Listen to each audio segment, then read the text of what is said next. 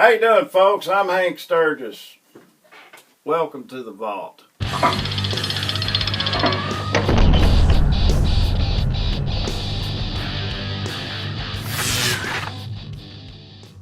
What I want to talk about today is vampires. I'm not talking about the shiny little vampires on Twilight. Vampires are not your friends. Hollywood tries to make it tone them down a little bit. They kind of make them look like they're your buddies and everything. Well, they're not your buddies. They're not your friends. They're not going to go to the movies with you. They're bloodsuckers, and they'll steal your soul.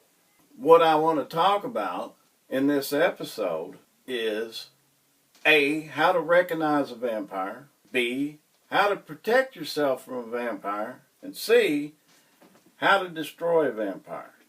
It's very important that you know all three of these to survive a vampire apocalypse if it ever happens. Now, let's get into A, recognition. How do you recognize a modern day vampire? Well, it's real easy if you know what you're doing and what to look for. Long fingernails. That's a telltale sign. They stink. Okay? They've been dead hundreds of years. They can't help but stink. They're pale. Okay?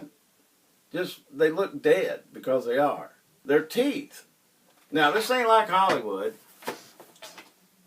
Like their teeth come in and go out, whenever they push a button or something. Well, that's real vampires' teeth stay out all the time, and that's why they don't smile a lot.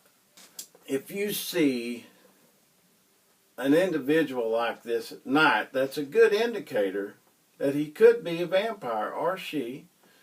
But don't let that distract you, because you can see them during the day too, because there are blades out there. And I know what you're thinking. These symptoms sound a lot like a goth.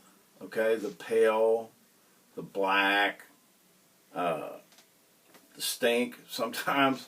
I just stay away from them because you just don't know. And I do not trust a man that wears makeup like that either. That's the first part of this series, is recognition. What we're going to go on to next is how to protect yourself. Number 2.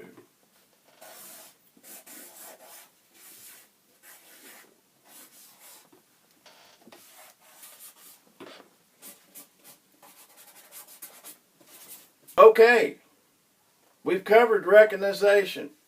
Let's go to being able to protect yourself from a vampire. I prepared a chart over here. Number 1's garlic. Now, that's bullshit. Garlic is not going to protect you from anything except kissing your wife or something. So we're going to cross that out. Number 2, cross. Well, we all know what the cross is. It's a symbol of our Lord Jesus Christ, which is anathema to vampires. Okay? They don't like crosses, so wear one of these constantly, because you never know when you're going to run up on one.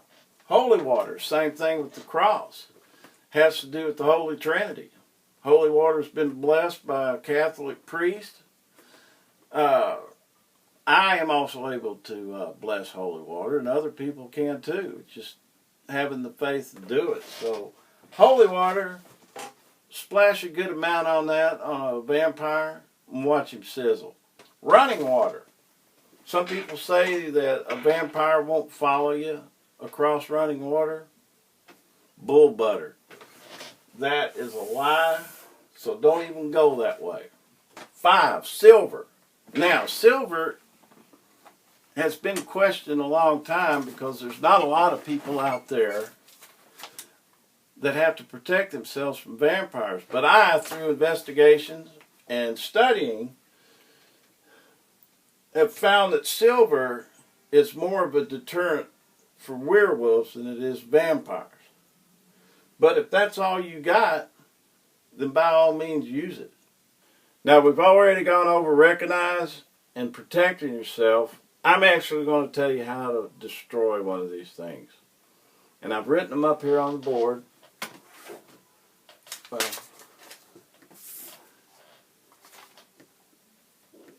why is that backwards?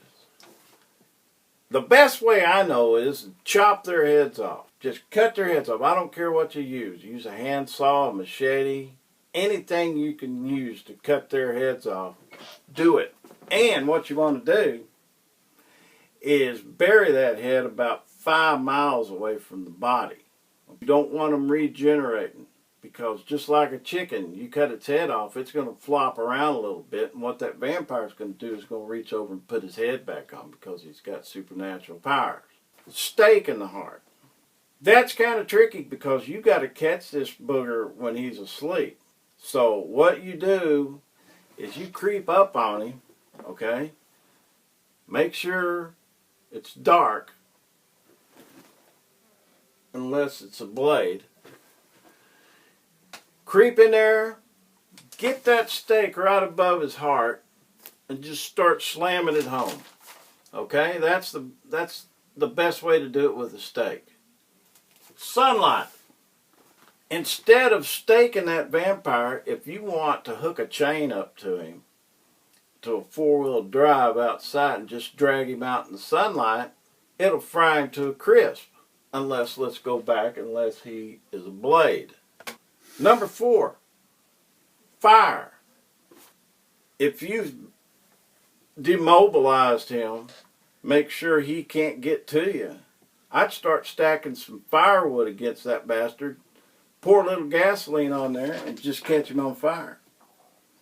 Now, if you really want to get the job done, you can combine all 4 of these. Chop his head off, bury it 5 miles away, put a stake in his heart, drag him out in the sun, and catch that booger on fire.